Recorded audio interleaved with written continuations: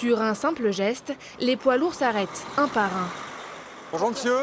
Et sur le bas-côté, on contrôle leurs papiers, leur trajet et leur chargement.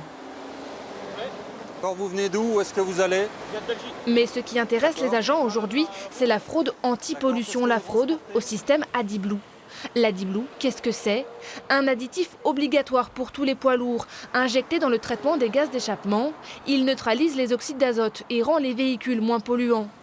Comment et pourquoi les camions frottent-ils? Grâce à de simples boîtiers électroniques qui permettent de tromper le moteur. On les trouve facilement sur Internet, simples, discrets, bon marché et très rentables.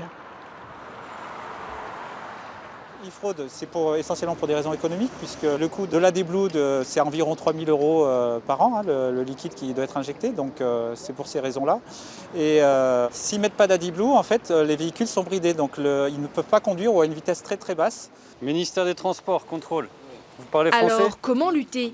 Grâce à une tablette numérique qui ausculte le système informatique du véhicule. J'ai cherché la prise diagnostique du camion pour brancher mon appareil qui va interroger le camion.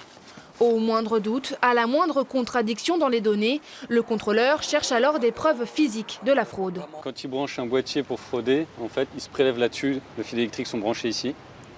Et régulièrement, le boîtier après il va se cacher dans le compartiment côté passager.